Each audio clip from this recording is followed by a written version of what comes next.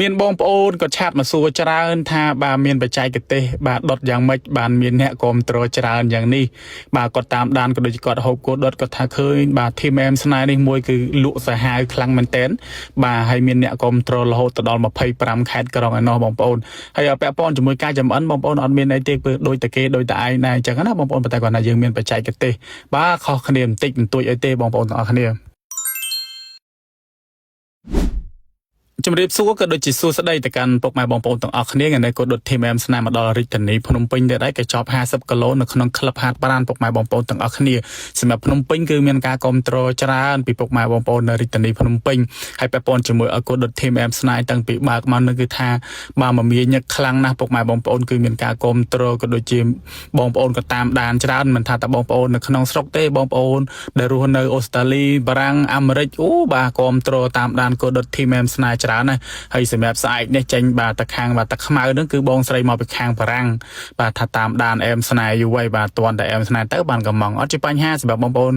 ដែលចង់បានអែមស្នេហ៍ទៅបងប្អូនគាត់តែប្រាប់ពេលដែលបងប្អូនកំងមកតនេយើងឆ្លៀតទៅបានគឺឲ្យយើងទៅចឹងណាបងប្អូនទាំងអស់គ្នាហើយសម្រាប់កម្មវិធីនេះគឺបងស្រីបាទគាត់ទើបតែបើកបាទក្លឹបហាត់ប្រាណថ្មីបងប្អូនចឹងឲ្យធ្វើការបើកសម្ពោធគោដាក់គោដុតធីមអែមស្នេហ៍មកកញ្ចប់ទៅហើយមកកញ្ចប់នេះយើងមានគោដុតបន្លែទឹកប្រហុកមកជូរព្រៃគ្រឿងក្នុងហើយបើចង់អែតមហូបបន្ថែមបាទបងប្អូនអាចតាក់ទងមកខ្ញុំយើងអាចទៅជែកគ្នាបានព្រោះយើងមានមនុយច្រើនទៀតសម្រាប់បងប្អូនអែតបន្ថែមណាហើយបងស្រីគាត់ថាបាទអូយហាត់ប្រាណបាទយកសាច់យករៀងប៉ុន្តែឲ្យតែបើកវីដេអូមកឃើញធីមអែមស្នេហ៍បាទជាគោមកគឺថាឃ្លានស្រកទឹកមាត់ឥឡូវនេះគឺបើកក្លឹបហើយគឺកំងដាក់បាទនៅក្នុងកម្មវិធីតែម្ដងហើយសម្រាប់បងអ្នកហាត់ប្រាណហ្នឹងគឺបាទញ៉ាំក៏ដុតធីមអែមស្នេហ៍ច្រើនដែរណាបងប្អូនទាំងអស់គ្នាសម្រាប់បងប្អូនដែលតាមដានវីដេអូក៏ដុតធីមអែមស្នេហ៍ដឹងហើយបងប្អូនបងស្រីដែលជាម្ចាស់កម្មវិធីគាត់ថាអូយបាទថ្ងៃនេះឡើងគីឡូអីឡើងសិនអត់ខ្វល់ទេចាំបាទស្អែកខាន់ស្អែកចាំហាត់ប្រាណប្រសក់វិញព្រោះថ្ងៃនេះគឺ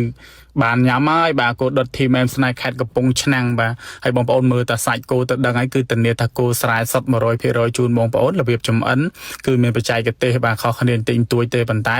បាទគឺពួកយើងផ្ដោតសំខាន់ទៅលើភ្លើងបាទទៅលើការចំអិនអនាម័យបាទហើយសម្រាប់រសជាតិគោដុតបាទសំខាន់ដែរគឺទឹកប្រហុកដូចជាទឹកសោះអញ្ចឹងណាបងប្អូនហើយអញ្ចឹងទៅគឺយើងមានរបស់ផ្លែច្រើនឲ្យបងប្អូនសាកពេលខ្លះបងប្អូនបាទសាច់គោហ្នឹងបងប្អូនអត់ចង់ជលក់ទឹកប្រហុកបងប្អូនជលក់តែទឹកសោះហ្នឹងក៏អាចញ៉ាំបានដែរដិតមកឆ្ងាញ់ណាបងប្អូនសម្រាប់ពាក់ព័ន្ធជាមួយថ្ងៃសៅរ៍ថ្ងៃអាទិត្យមួយថ្ងៃមិនក៏3ទៅ4ទីតាំងទេសម្រាប់បងប្អូនដែលគាត់កក់អញ្ចឹងបងប្អូនដែលមានកម្មវិធីបាទចង់កំងគឺបងប្អូនកុំភ្លេចតទៅមកយើងយូរកក់លុយបន្តិចមកណាបងប្អូនហើយសម្រាប់ការកក់លុយយើងកក់ 40% អញ្ចឹងពាក់ព័ន្ធជាមួយលុយកក់របស់បងប្អូនគឺយើងយកមកទិញគោទិញអីស្តុបទុកហ្នឹងហើយអញ្ចឹងណាបងប្អូនទាំងអស់គ្នាហើយពាក់ព័ន្ធជាមួយទឹកបើកម្លាំងនេះគាត់ថាបាទឆ្អិនភ្លាមម្ចាស់កម្មវិធីមកយកភ្លាមមកហត់ទឹកបើកម្លាំងនេះហើយបងប្អូនបើហាត់ប្រាណ3ម៉ោងគឺអត់ហត់ទេយល់ទៅបងប្អូនមើលរយៈនេះឲ្យតែបងប្អូនបាទគាត់ធ្វើដំណើរកាត់ខេត្តកំពង់ឆ្នាំងខេត្តខ្ញុំហ្នឹងក៏តែឆាតឬក៏តែមកសួរខ្ញុំថាអែមស្នេហ៍បើកលក់រាយនៅណាហាងនៅណា